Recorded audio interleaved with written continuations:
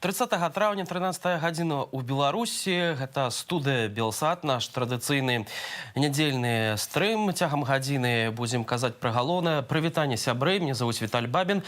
Ну і, канешне, варта ўзгадаць пра тое, што сённяшні дзень пакінуў гісторыі Беларусі чорны след. Роўна 22 гады таму у метро Няміга здарыўся інцыдэнт, падчас якога у Цісканіне загінула больш за 50 асобаў, пераважна гэта маладыя людзі. Сёння паспрабуем гаспадарству ўзгадаць тую трагедыю. Ну і, канешне, яшчэ аднаго выбітнага чалавека, Геннадзя Бураўкіна, які памёр 30 траўня 2014 года. Выбітны дзеяч, літаратар, паэт.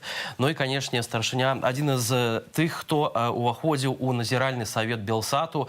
Геннадзь Бураўкін памёр, нагадаю, 30 траўня 2014 года. Прабяжымся спадарства таксама па апошнім падзеям. І вось ёсць спадарства свежая заява з Еўрапейскага парламенту. Кіраўнік Еўрапарламенту заклікаў да санкцыяў супраць Расіі праз крызіс у Беларусі. Пасля санкцыяў супраць Беларусі Еўразвяз павінен разглядаць далейшыя захады супраць Расіі. Да гэтага заклікаў прэзідэнт Еўрапейскага парламенту Давід Сасолі, паведамляе нямецкае выданне Т-онлайн. Старшыня парламента Еўразвязу Давід Сасолі заклікаў да ўзмацнення санкцыяў супраць Расіі на тле крызісу Беларусі. Мы павінны зрабіць больш жорсткімі санкцыі супраць расійскіх чыноўнікаў, але таксама ўсталяваць больш шчыльныя кантакты з насельніцтвам і грамадзянскай супольнасцю, падтрымаць расійскіх дысідэнтаў, неўрадавыя арганізацыі і незалежныя медыа. Тым часам спадарства Роман Пратасевіч затрыманы ў мінулую нядзелю ў Менскім аэрапорце. Зараз знаходзіцца разам са сваёй сяброўкай Софіяй Сапегай у СІЗА КДБ. Пра гэта паведаміў бацька Романа. І бацькі Романа таксама кажуць пра тое, што, нягледзячы на тое, што адвакат Романа Пратасевіча заявіў пра ягоны бадзёры настрой і добрае здароўе, ўсё ж такі верыць гэтым звесткам не зусім выпадае, бо тое відэа, якое распаўсюдзілі пра уладныя, пра лукашэнкаўскія тэлеграм-каналы, вызываюць вельмі шмат пытанняў. Ну а спадарства учора, роўна год з даты затрымання Сергея Ціхановскага, фігуры, вакол якой уласна і ідуць апошнім часам размовы як пра галоўнага канкурэнта на прэзідэнцкіх выбарах разам з Віктарам Бабарыкам і Валерыем Цапкалам. Дык вось, нагадаю, што 29 траўня вечарам у горадні падчас збору подпісаў за вылучэнне кандыдатам у прэзідэнты сваёй жонкі Светланы Ціхановскай Сергея Ціхановскага, вядомага блогера і аўтара ютуб-каналу «Страна для жизни» затрымалі падчас правакацыі. І усе гэтыя доўгія 12 месяцаў Сергей знаходзіцца за кратамі. Зараз ён пераведзены разам з іншымі палітыкамі, у тым ліку з Міколам Статкевічам і журналістам Ігорам Лосікам у гомельскае СІЗА. Учора, акурат падчас вось гэтай гадавіны, быў аб'яўлены дзень міжнароднай салідарнасці з Беларусю, і шматлікія акцыі падтрымання беларусаў ва ўсім свеце, а таксама зняволенага Сергея Ціхановскага прайшлі ў самых розных гарадах. Ужо зараз давайте паглядзім, як гэта выглядала.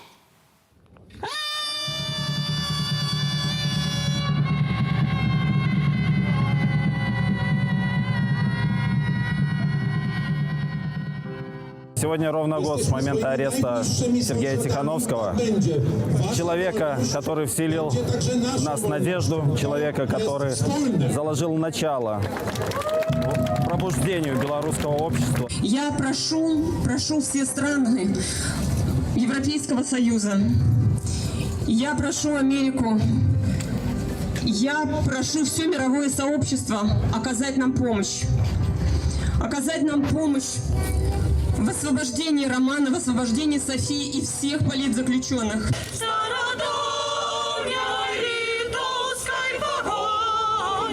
Не разбить, не спылить, не стревать.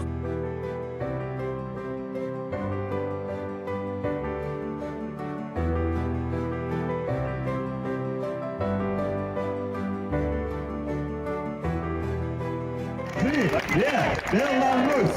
Живе Беларусь! Живе Беларусь! Живе Беларусь!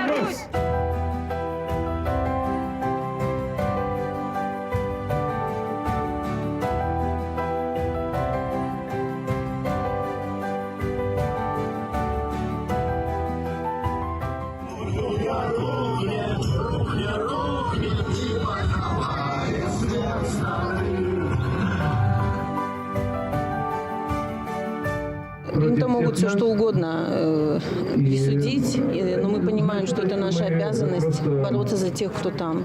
Это то, что сейчас делают все белорусы и люди за рубежом. Поддержать не только Сергея, но и всех политзаключенных, и всю нашу страну, которая оказалась в лапах безумного диктатора. Веру, что у всех эти санкции и отказ международной супольности на выборки Лукашенко, яны хутко вызволить усіх наших політзняволених.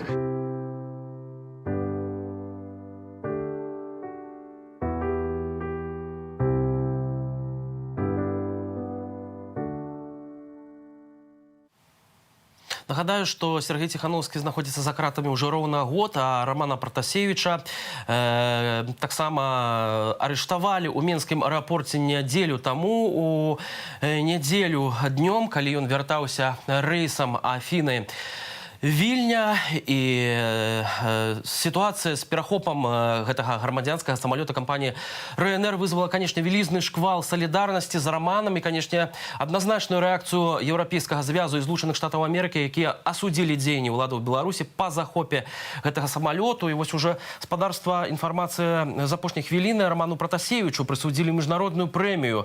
Ён Рачу Democracy Awards. Журналіст стаў другім беларусам, які атрымаў гэтую прэстыжную прэмію.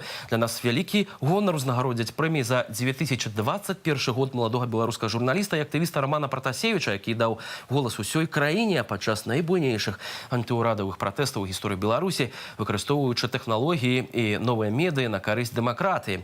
Романа і яго дзяўчыну Софію Сапегу тэрмінова трэба вызваліць, заявіў Нікалаў Рачу, старшыня створанага ў 1979 годзе дабрачыннага фонду сям'і Рачу. Паведамляюць нашыя калегі з радыё «Свабода». Но мы, конечно ж, не могли не запытаться самых белорусов про их стаўленне с захопом грамадзянскага самолету и запытались, як, кто ж виноваты во всей этой ситуации, у этой международной изоляции Беларуси, чему жыхары Менску дают свои отказы?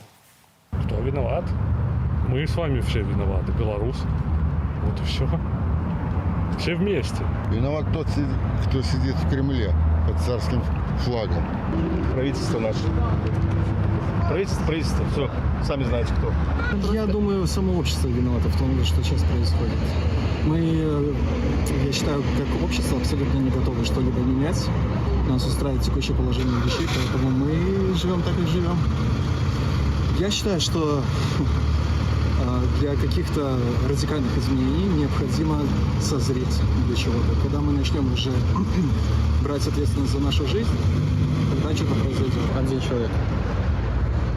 Я его не буду называть, но это один человек в нашей стране, это полностью его вина.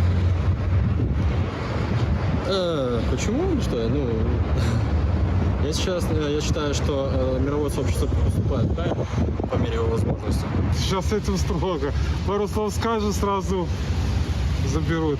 Извините, спасибо. Эту ерунду всякую слушать. Так с ума сойдешь. Ничего не слушаю, не смотрю, потому что сейчас никто ничего честно не говорит. Белорусское население тут не виновато, а во всем виновато руководство. Кто стоит у власти, тот и решает основные вопросы. У нас же одни и те же требования у всех были. Новые, честные выборы. И прекращение насилия. Про это все подзабыли, я смотрю, за все эти месяцы. Я переживаю, что люди не начали снова выходить, потому что последняя ситуация, как все были избиты, все вот это было неприятно, и очень переживали все. И очень много. Я больше всего за родителей переживала, потому что каждый звонит и говорит, что вашего сына нет, нигде нету, не могу найти, не связаться. Это все очень страшно. То, что происходит здесь, если раньше мы серьезными лицами воспринимали, сейчас я в истерике смеюсь. И этот смех не от того, что мне смешно, а от того, что это полный провал. Понимаете, наверное, о чем я? То, что есть какая-то реакция, это не может не радовать. К чему это приведет, у нас у всех. Я уверен, не знаю, сколько людей вы опросили, уверен, что большинство скажет, а мы не представляем, что может вообще произойти, к чему это может привести, правда. Но то, что это есть какая-то реакция, это уже хорошо. Потому что просто так закрыться в этой коробке и здесь вот варить этот суп политический, так не может продолжаться. Поэтому мнение обычного человека – это дай нам всем Бог сил. и справедливостью. Сейчас привело к авиационной изоляции. В дальнейшем это будет приведет к экономической изоляции страны. Это крайне неприятно, но это то, что есть. И мы должны это пережить, перетерпеть и добиться своего. Прийти к нужным целям. З намі спадарства ўжо цяпер на сувязі чалец народнага антыкрызіснага ўпраўлення, адказны за шматбаковую дыпламатыю Владимира Остапенко. Вітаю вас. Спадар Владимир, ад Александра Лукашэнкі можна было чакаць якіх заўгодна вар'яцкіх учынкаў, аднак вось гэты інцыдэнт з самалётам, ну, па-за межамі разумення, ці ў народным антыкрызісным управленні чакалі чагосьці падобнага? Мы ждали, что появится какой-то триггер, хотя, конечно, на ситуацию с самолетом прямым текстом не закладывались. Я думаю, что она была для нас такой же неожиданной, как и для всего мирового сообщества. Но, тем не менее, это не помешало мировому сообществу дать оперативную и адекватную оценку этому событию и вполне обоснованно характеризовать его как акт международного терроризма. Последующие действия режима, манипуляция фактами, неуклюжее объяснение, шарахание с версиями от спасения мира до запланированной провокации Запада, неприкрытая ложь в интерпретации стратегии и хронологии развития событий. Все это в очередной раз показало истинное лицо нелегитимной власти Беларуси, которая после президентских выборов прошлого года утратила доверие как собственного народа, так и всех своих международных партнеров.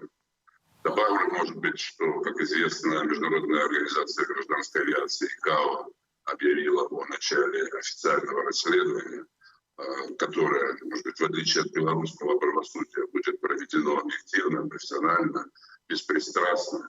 И я убежден, что по итогам такого расследования все вранье, которым заполнены сегодня белорусские правовластные каналы, будет развенчано, и режим будет иметь намного более бледный вид.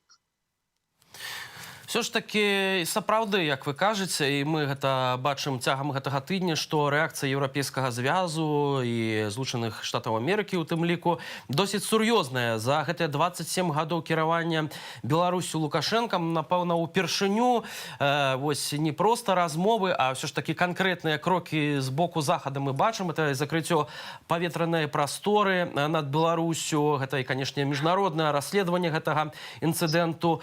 Як вы лічыце, ці на гэты раз у Лукашэнкі сапраўды сур'ёзныя праблемы, і тое, што заявіў прэм'ер-міністр Нідерландаў, што Александра Лукашэнку чакаюць самыя сур'ёзныя наступствы, самыя сур'ёзныя санкцыі, якія толькі можна яму уявіць, ну, сапраўды будуць вось такімі не на словах, а на справе? Ну, вы знаете, я бы не хотел сейчас озвучивать каких-то неподкрепленных ожиданий. Вы знаете, что мы в течение последних 6 месяцев вели такой достаточно плотный, целенаправленный диалог с европейскими структурами. И вопрос санкций постоянно был в повестке дня, но по разным причинам не материализовался. Сейчас, да, такое ощущение, что режим перешел уже последнюю красную черту, что Европа и Северная Америка весьма решительно настроены на то, чтобы все-таки показать и доказать необходимость соблюдения международных правил поведения. Все то, что произошло, не вписывается ни в какие рамки нормального восприятия ситуации. Поэтому мы ожидаем, что ответные меры Европейского сообщества, Европейского союза и других стран будут более чем эффективны. У нас, дарэчы, ёсць меркаванне жыхароў Бабруйску пра стаўленне да скандалу з гэтым інцыдэнтам. Спадар Владимира, прапаную нашим гледачам і вам у тым ліку паслухаць адказы жыхароў Бабруйску. Пасля вернемся і працягнем нашу размову. Это вообще, это ужас. Как к этому можно относиться? Ну, это беспредел, на самом-то деле. Самолет летел, насколько я знаю, вообще мимо нас. посадить, забрать, арестовать человека за что. Про историю с самолетом, да? Нет, не слышал. Я живу нормальной бобруйской жизнью, занимаюсь текущими вопросами, заработком. Это однозначно как-то все выходит за рамки какого-то здравого рассудка, и поэтому анализировать как-то у каждого своя правда, понимаете? Наш народ не может собраться в кучу, чтобы дать отпор. Вот как я могу по-другому? Он не может в кучу собраться. Каждый сам себе, и поэтому это все проходит мимо общего потока людей. Как Белавия запретят выезд в Европу, от этого пострадают только белорусы, которые вот сейчас летние отпуска, и чтобы летели куда-нибудь за границу, то скажут, Белавия запрещена. Молодцы, что быстро среагировали на такую ситуацию, потому что, конечно же, скажем так, очень опасно. Вы думали ерунду про заминирование, да? Ну, чтобы выцепить этого человека, этого арестовать. Ну і таксама Еўразвяз не толькі вось гэтымі крокамі аказвае дапамогу Беларусі, таксама апублікаваны план дапамогі Беларусі на некалькі мільярдаў еўраў. Спадар Владимир, наколькі ёсць верагоднасць таго, што гэты план... Ну, это абсолютно исключено. Как вы знаете, это действительно очень важный документ, который свидетельствует о серьезности Европейского Союза оказать реальную помощь экономике нашей страны по ее восстановлению, по ее дальнейшему устойчивому развитию. Но изначально было обозначено одно стартовое условие, что этот план будет предложен только новой Беларуси, новой демократической стране. Это действительно очень важный стратегический документ, который создает условия для оптимальной интеграции нашей страны в мирохозяйственные связи, в торгово-экономические схемы, существующие в мире, создание конкурентоспособных продуктов и в занятии своей ниши в мировом распределении труда. И мы очень верим, что после демократических преобразований в стране этот план станет действенным инструментом для достижения вот этих целей. И очень рассчитываем на то, что так и произойдет. Не толькі санкцыі па-за межамі Беларусі, якія мусяць аказаць ціск на рэжым Александра Лукашенко, аднак санкцыі ўнутры самой краіны прапановае народнае антыкрызіснае ўпраўленне. Спадар Владимир, прапаную глянуць зараз, што прапануе каманда Паўла Латушкі, у тым ліку тыя людзі, якія ўваходзяць у народнае антыкрызіснае ўпраўленне, а пазней абмяркуем, як гэта можа займець эфектыўнасць. Сочи, выходные, море. Предложили покупаться. Не нам с вами, Александру Лукашенко. Пускай купается. Что сделаем мы? Во-первых, напомним, ему уже не избежать жестких санкций после принуждения к посадке гражданского самолета с использованием вооруженных сил для ареста белорусского журналиста Романа Протасевича. Второе. Котировки мусорных облигаций Лукашенко на европейских рынках тают на глазах. Они больше не нужны ни одному инвестиционному фонду в мире. Мы должны продолжить давление. Идем в банки, забираем деньги, меняем на валюту. В рублях держим необходимый минимум. Депозитов не держим ни в рублях, ни в валюте. Мы не должны кормить этого монстра. Мы не должны платить по его долгам, которые он вымаливает у восточного соседа. Пусть улетевший диктатор и весь мир увидят. Мы не оставим Лукашенко ни копейки и не ждем его обратно. У нас правда есть все шансы изменить ситуацию сегодня и сейчас. Европа готова к жестким санкциям. Лукашенко изгой, а мы действуем. Покажем, что мы сила. Станем в очереди в банкоматы и банки. Завтра, послезавтра, каждый день. Мы вводим народные санкции. Банкомат, обменник, банк. Покажем, что белорусы решают. Спадар Владимир, наколькі вы расцэньваеце эфектыўнасць таго, што беларусы ўсё ж такі адклікнуцца на гэтую ініцыятыву, ўсё ж такі, што гэтыя народныя санкцыі займеюць поспех у адносінах ціску на Александра Лукашенко і ягоных памагатых? Мы уже с вами говорили о том, что ожидается очень активное внешнее давление на режим, ожидаются эффективные санкции со стороны международного сообщества. И действительно в этой ситуации очень важно, чтобы эти действия международного сообщества были поддержаны внутри, были поддержаны самими белорусами. Мы понимаем всю сложность и все репрессии, с которыми наши сограждане сегодня сталкиваются. Поэтому предлагаем, как представляется, наиболее безопасные формы протеста. И среди них вот эта кампания «Банкомат, обменник, банк» является весьма популярным способом внутреннего давления на режим. И я думаю, что этот призыв Национального народного антикризисного управления будет услышан белорусами.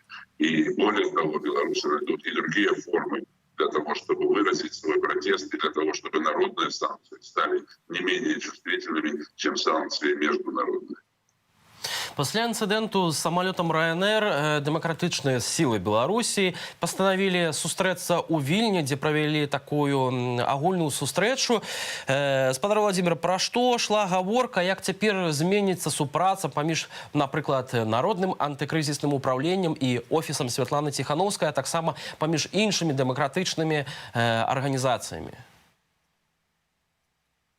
Ну, действительно, очередная координационная встреча лидеров демократических сил состоялась 25-26 мая.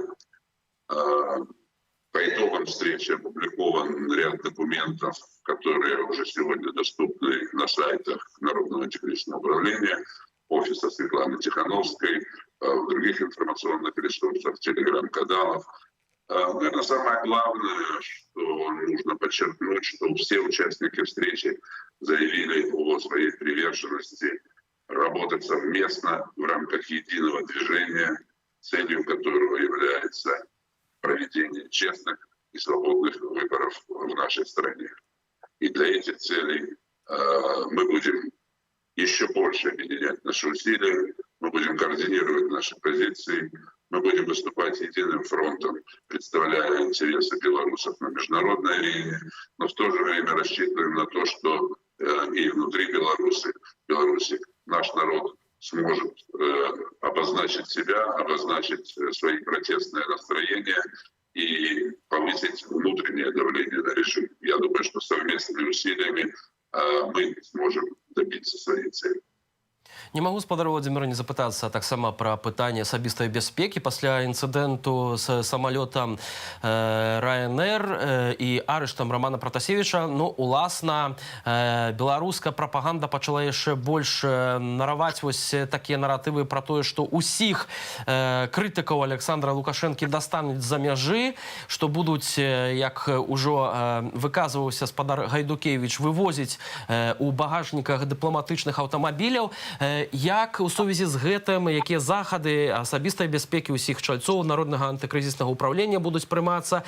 І ці варта ўсё ж такі да гэтых пагрозаў ставіцца сур'ёзна, улічваючы вось гэты інцыдэнт з Романом Пратасевічем? Вы знаете, я не стал бы преувеличивать потенциальную угрозу. Ее можно оценить как очередные проявления террористических действий со стороны нынешнего режима. Это не первое проявление. Мы знаем о том, что раньше звучали интервью Карпенкова. Можно найти цитаты, соответствующие Лукашенко, вот высказывания Гайдукевича. Мы поставили об этом в известность власти государств-членов Европейского Союза, и они весьма серьезно отнеслись к такому заявлению, потому что, по большому счету, в этих заявлениях речь идет о намерении совершения террористического акта на территории иностранных государств. Я думаю, что члены белорусских демократических структур за рубежом чувствуют себя намного спокойнее, намного свободнее, чем белорусы у себя в собственной стране. Здесь мы можем свободно собраться. Вчера, вот, скажем, тысячи белорусов вышли на пикет на главной площади Варшавы в присутствии полиции, которая очень уважительно и доброжелательно отнеслась к этой акции. Да. Мы можем свободно выступать в средствах массовой информации. Есть понимание, что любые противоправные действия будут пресекаться эффективно работающими правоохранительными органами. Поэтому, еще раз повторюсь, я как раз думаю, что сегодня наши граждане, живущие в Беларуси, чувствуют себя в гораздо более сложной ситуации, чем мы за рубежом. Дякую вялікі за гэтую размову. Владимир Остапенко, былы дыпламат, адказны за шматбаковую дыпламатыю Народнага антыкрызіснага ўпраўлення, быў з намі на відэасувязі. Дякую вялікі, спадар Владимир, вам за гэты каментар. Ну а мы працягваем наш эфір і пераносімся на Гомельшчыну, у горад Рэчыца. Там пражывае 65-гадовая пенсіянерка Людмила Хлусевіча, якая фактычна была даведзеная да роспачы следчымі. Спачатку на яе распачалі справу за абразу міліцыянта ў сацыяльнай сеткі «Аднакласніках». Пазней вырашылі праверку спыніць, аднак распачалі новую крымінальную справу. Зноў зрабілі ператрус у ейным доме, допыты. Жанчына хворая на онкологію, вельмі перажывае гэты ціск з боку сілавікоў, і у гэтым становішчы, у гэтай роспачы напісала нават перадсмяротны ліст у тым, каб у выніку ейнай смерці, калі што, можна лічыць вінаватым следчых. Спадарыня Людмила ўжо была у нас на відэасувязі ў гэты чацвер, пасля таго, што яна распавяла журналістам, яе вызвалі таксама на допыт, дзе рабілі правяранне по факту давядзення да самагубства. Давайте паглядзім спадарыню Людмилу і ейны расповед ужо цяпер. Своими умышленными действиями совершила преступление, предусмотренное 369 статьей Республики за оскорбление представителя власти в связи с выполнением его служебными обязанностями. И все, мне дожить до 65 лет и быть уголовницей. Ну, я думаю, как ни одно сердце не выдержит, ни одна душа не выдержит. Обыск мне делать, что у этой старухи можно найти? Трусы только рваные, и все. Алина Дубой. Они меня уже просто доконали. Я боюсь, машина какая приедет. На машинах приезжаю первый. Во-первых, когда был обыск, я думала, что я тут упаду. Я ему показала, у меня давление было 210 на моем аппарате. Он даже не... Я говорю, может, я сейчас скорую пока вызову. У них даже нету жалости ни к пенсионерам, никому. У него мать так... У них же матери такие, как я. Хоть бы уже, не пытали. Ходи, пошла туда, к ним надо ходить. По 5 часов сидеть с моими нервами, с моим здоровьем. Я показывала, что я больная. Ну дайте мне хоть сегодня живу, может завтра я уже умру, потому что мне сказали, я живой. Одним днем. Сегодня я встаю и рада, что я сегодня проснулась. Они мне укоротят мою жизнь, которой мне там осталось чуть-чуть. Я, когда увидела после выборов, как били этих детей несчастных, милиции, а я это все пропускала через свою душу. Я представила, если бы у меня там было, да у меня сына нету, если бы это его убили или побили. Я все через душу, через эмоции свои принимала. Я не могла спать ночами. Думаю, как же эти дети, это же дети все наши там. И они... Там, видела очень много всяких видео. И поэтому и плачу, и плакала. И вот у меня на эмоциях, на нервах. И мне сейчас такое ощущение, что вот милиция, как не любит нас, простой народ. Я так взяла и написала, там был, я поддержала в комментариях, там человек какой-то выложил. Я поддержала этот комментарий, как бы, что да. Вот так вот обращается, так я его называла тварью. Как бы тварью, но я же не убила его, ничего. Не желаю ему, я ему желаю, пускай он 100 лет живет. Пусть у нас будет мир, счастье, здоровье всем людям нашим. Виновата я была, виновата, на эмоциях сделала. Что меня сделать? Так что меня за это уже бы лучше расстреляли, чем уже так меня мучить. Я или до суда, или на скорой, или меня уже со скорой повезут в другое место. Я не доживу, я не смогу. Я одна, я сижу на одних таблетках. Сейчас у меня стало, я не сплю, давление 210.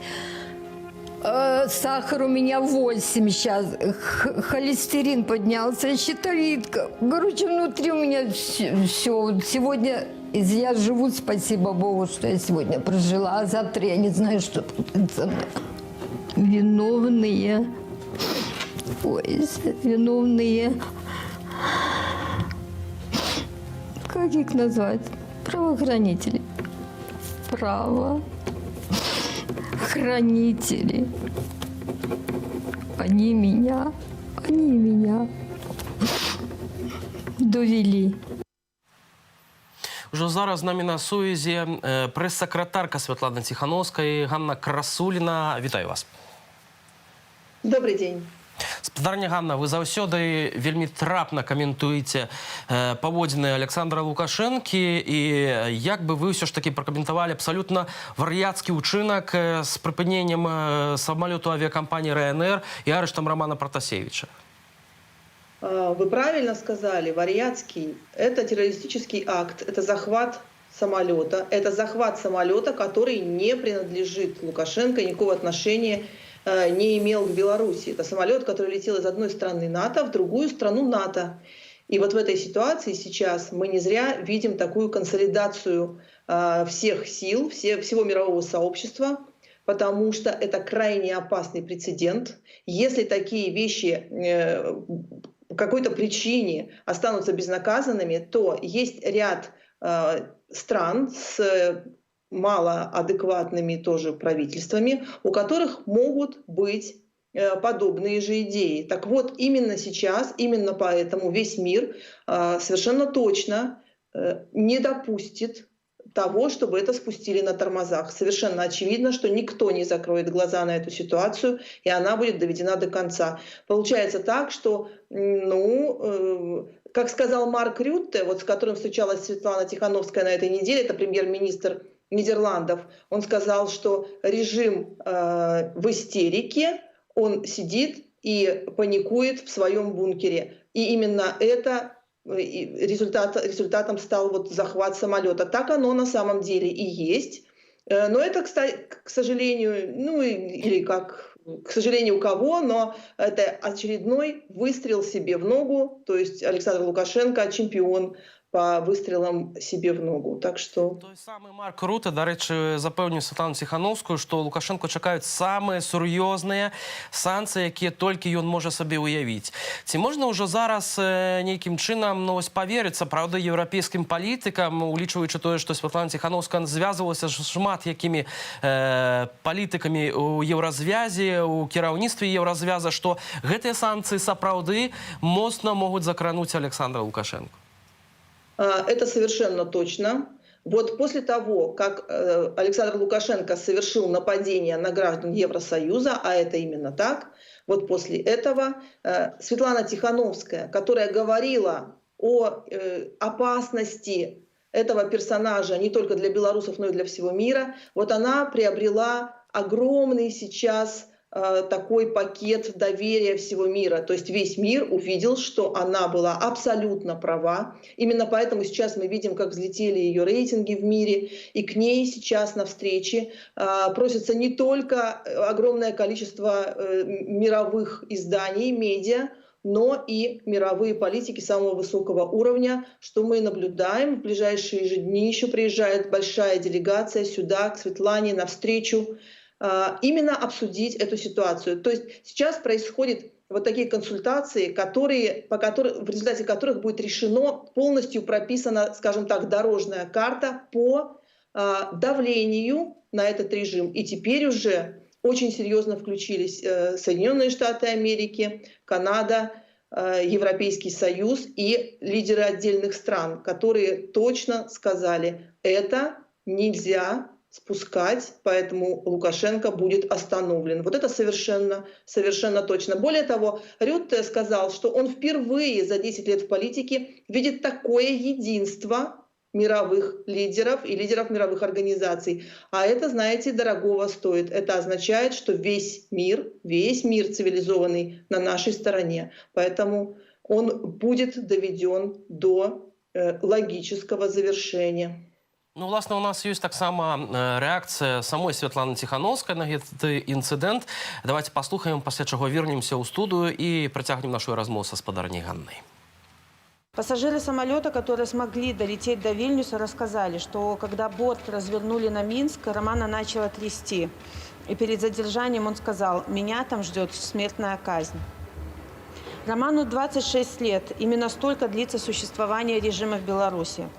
Только ради его задержания Лукашенко лично отдал приказ с военной авиацией захватить борт, на котором были граждане стран Европы. Вчерашние события и реакция Евросоюза на них показали, что теперь все понимают, в опасности не только белорусы. Свершился акт государственного терроризма, и теперь под угрозой будет любой пассажир гражданского судна, пролетающего над Беларусью. Режим превратил нашу страну в Северную Корею в центре Европы. Мы вторые сутки на связи с родителями Романа. Они считают своего сына героем и готовятся за его свободу. Господарня Ганна, власне, ось 2 тижні тому Світлана Тихановська верталася таким же маршрутом з Афін у Вільню. І на ваш погляд, ці була верагодність того, ось зараз тиждень пройшов, ви, магчыма, прааналізавалі тое, што адбылося ўжо ў офісе Святланы Тихановскай. Ці была магчымасць таго, што тое самае маглі зрабіць і са спадарняй Святланы, ці ўсё ж такі Лукашенко не настолькі вар'ят, каб арыштоўваць нацыянальную лідарку ось такім чынам, як это зрабілі з блогером Романом Протасевичем? Нет, ну он-то варьят, тут вопросов нет. Вопрос просто в том, что, скорее всего, ему объяснили, что в этом случае точно он получит слишком большие санкции. А вот с Романом Протасевичем может прокатить. Хотя на самом деле я думаю, что это было немножко не так, но мы это увидим позже, конечно, после расследований. Но вполне вероятно, что как раз-таки, когда Светлана Тихановская летела над Минском, и они такие тянули туда ручки, но не могли достать, вот им тогда и пришла в голову идея, что а ведь в следующий раз можно будет попробовать, давайте попробуем подготовить. И вот мне кажется, может оказаться так, что Роман стал вот этой жертвой вот таким образом. Хотя мы это скоро увидим, потому что уже начались расследования. Генеральная прокуратура Литвы ведет расследование Польши, и я так понимаю, что очень включился ФБР в данном случае включилась, поэтому мы точно будем иметь результаты совершенно адекватные и объективные от расследования. До речі, Святлана Тихановская ось гэтымі днямі ініцыявала міжнародную канферэнцыю пра новыя выбары, якая мусіць адбыцца ўжо ў пачатку чэрвеня. Господарня Ганна, магчыма, вы маглі крышачку распавесці пра гэтую канферэнцыю, што яна значыць, ну і, канешне, што там будуць абмяркоўваць? Значит, смотрите, это будет конференция на очень высоком уровне с участием высоких международных политиков, в частности, представителей Еврокомиссии, Билла Китинга, конгрессмена США, которые будут обсуждать возможность проведения и пути проведения новых белорусских выборов в Беларуси. Это будет 1 и 2 июня с 15 до 18, 2 таких панели вечерних по 3 часа, в которой будут и эксперты, и высокие политики, и белорусские политики и эксперты обсуждать, каким образом в данной ситуации мы придем к этим выборам и как конкретно мы будем их проводить. Саме питання про тое, як офіс Святланы Тихановскай разглядае будучую сустрэчу Владимира Путина і Джо Байдена. Ці будуць нейкія яшчэ кансультацыі з кіраўніцтвам Белага дому перад гэтай сустрэчай, каб больш падрабязней распавесці пра сітуацыю, якая склалася вакол затрымання Романа Протасевича, ягонай сяброўкі і захопу гэтага грамадзянскага самалёту кампаніяй Ryanair. Вы знаете, мы не будем, как сказать, мешать их беседе. Мы совершенно уверены в том, что европейские политики и лидеры цивилизованных стран прекрасно понимают ситуацию и знают, что в этой ситуации сказать Владимиру Путину. У нас нет в этом никаких сомнений.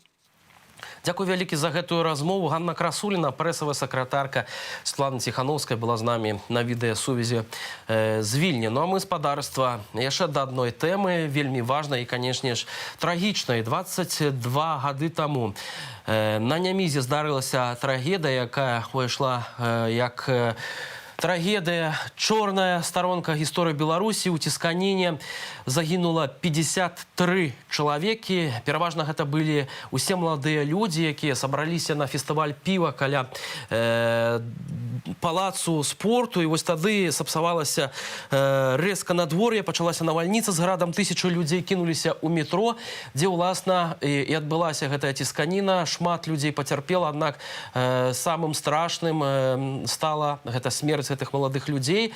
Наступны матэрыял Алены Дубовік пра гэта. Давайте паглядзім і згадаем, як гэта было.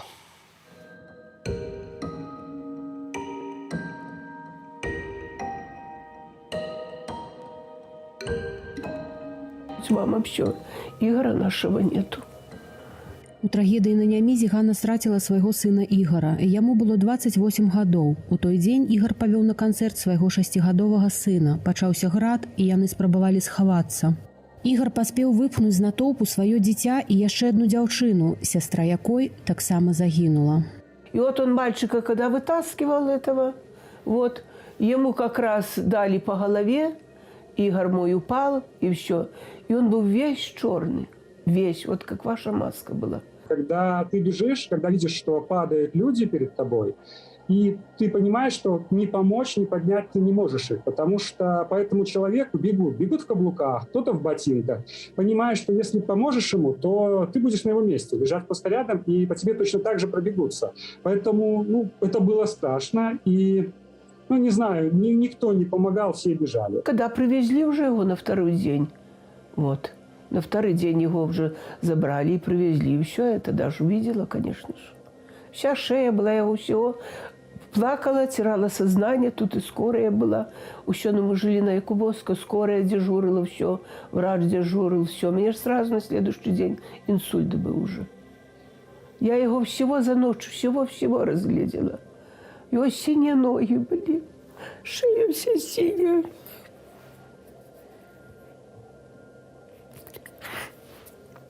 Все синее было. Еще очень долго были следы пальцев видны вот на стенке. Там она побелка была, сейчас вроде бы мрамором, тогда была побелка. Прямо вот до самого верха были следы от пальцев, полоски такие по побелке. Вот это было, жутко вспоминать, конечно.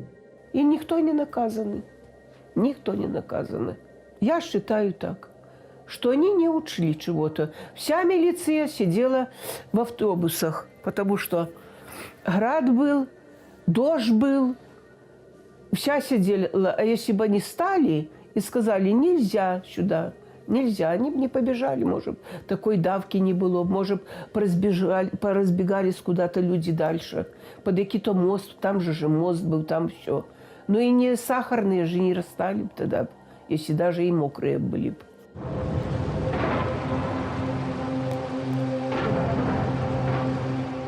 Град был настолько крупный, что, прикрывая голову джутом, чтобы не было больно, я держал края пола руками над головой. У меня были синяки на следующий день, вот именно от этих градин. Я 3 инсульта перенесла, не знаю. Я только на нему зашла, и меня вот так вот стало колотиться. Я пошла на прием к врачу. Раньше и обомлевала, и падала в обморок, и скорую на Немигу вызывали, все. Первые годы. Все было. Крымінальную справу паводле артыкулу «Халатнасць» пачалі ў дзень трагедыі. Расследаванне доўжылася больш за 2 гады. Пацярпелымі прызналі 316 асобаў, у тым ліку 53 загінулых. У студзені 2002 года справу перадалі ў суд. І ўжо ў сакавіку была вынесеная пастанова аб спыненні крымінальнай справы. Самый главный момент в трагедии Немига-99, когда погибло 53 человека и 400 раненых было, что дело фактически и расследовано, и не расследование. Почему? Потому что дело было прекращено в суде в связи со сроком исковой давности. А раз дело прекращено, то есть мы не можем использовать в будущем для профилактики других преступлений, особенно для общественно-массовых мероприятий, как бороться государству против таких трагедий, что предпринимать, какие-то контрмеры делать. Да? И мы видим, что все равно есть опасность, что может повториться трагедия. Где бы я ни была, куда бы я ни шла, где бы я ни сидела, где бы я ни стояла, с кем бы я ни говорила, но я все равно сведу этот разговор про Игоря своего. Дякую, спадарства, што застаецеся з намі. Глядзіце нашу трансляцыю ў YouTube-канале, таксама на антэне. Не забываем ставіць лайки, гэта дапаможа расшарыць гэты стрым большай аўдыторыі ў YouTube. Таксама, калі ласка, падпісвайцеся на наш YouTube-канал Белсат News, а таксама у Тэлеграме, а самыя апошнія навіны будзем паведамляць вам аператыўна. Нашы журналісты працуюць для вас і, канешне ж, для Беларусі. Ну а зараз уже з намі на сувязі кіраўніца фонду «Страна для жизни» Мария Мороз. Вітаю вас, спадарня Мария. Добрый день всем.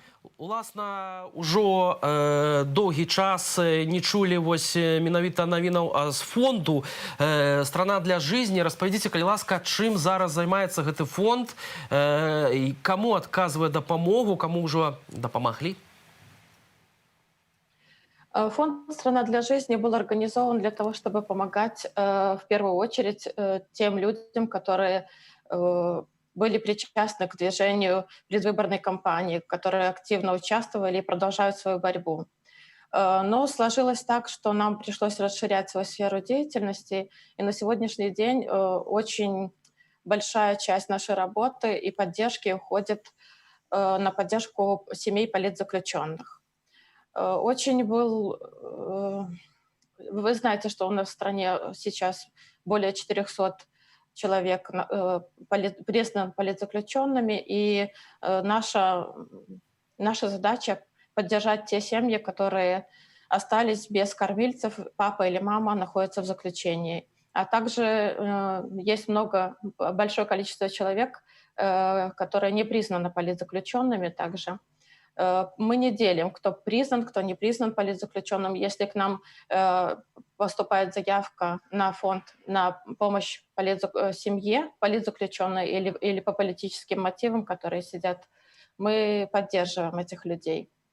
У основном, я так разумею, вам дапамагаюць ўсё тыя ж актывісты «Страны для жизни», якія удзельнічалі ў тым ліку ў выбарчай кампаніі Светланы Ціхановскай. Ці гэта нейкія новыя ўжо людзі, якія далучыліся да вашага фонду?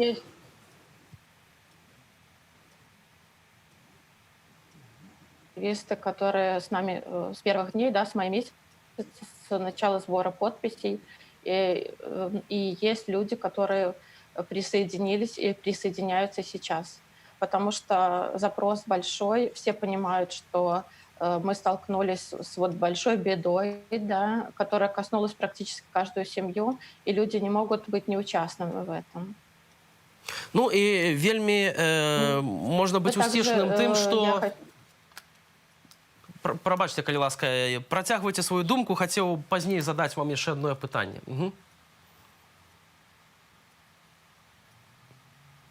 Так, калі ласка, помимо спадарня Мария. Материальной помощи,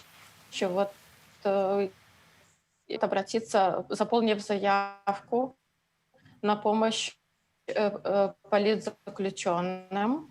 Нас активисты, которые принимали в предвыборной кампании участие, также могут обратиться за помощью в наш фонд. Также можно обратиться за помощью в фонд «Страна для жизни», чтобы чтобы мы организовали передачи политзаключенным. У нас есть активисты внутри страны, которые не то чтобы даже активисты, это просто люди, которые, как я уже сказала, не могут быть безучастными, и они помогают, организовывают передачи политзаключенным.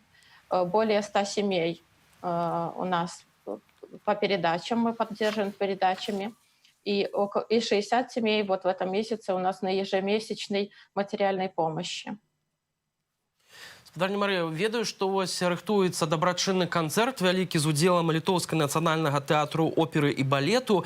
Распавядзіце, калі ласка, падрабязней пра гэты канцэрт, дзе яго можна пабачыць, калі ён адбудзецца і хто прыме у гэтым канцэрце удзел. Сегодня, значит, Литовский национальный театр оперы и балета проводит благотворительный концерт. Все вырученные средства пойдут на поддержку политзаключенных Беларуси и их семей.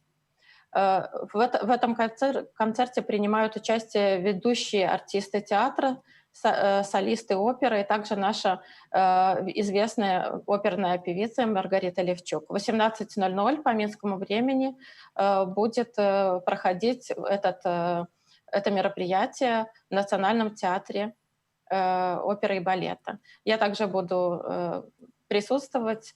Мне кажется, вообще то, что делают соседние страны, да, соседние страны Беларуси, какая поддержку оказывают, с какой добротой и с какой заботой они окружили наших белорусов, которые вынуждены уехать, либо остались в стране, вот эти благотворительные концерты. Также делают различные флешмобы, согласовывают, всегда поддерживают на акциях.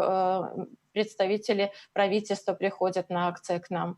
Я хочу выразить им отдельную благодарность за эту поддержку. Вот, как говорится, друг познается в беде, и это действительно так. Спадарня Марія, ще такое пытанне. Вось акурат учора быў аб'яўлены дзень міжнароднай салідарнасці з Беларуссю. У тым ліку Светлана Ціхановская заклікала вось правесці такі дзень, улічваючы тое, што учора споўніўся роўна год з дня, калі быў затрыманы Сергей Ціхановскі, стваральнік YouTube-каналу «Страна для жизни». Як расцэньваеце вось гэтую акцыю, наколькі яна была шматлюднай у Вільні, у тым ліку, я думаю, вы там прысутнічалі, якім пабачылі вось гэтую салідарнасць і чаму важна зараз вось ладзіць такія акцыі вялізныя ў падтрымку ўсіх беларусаў?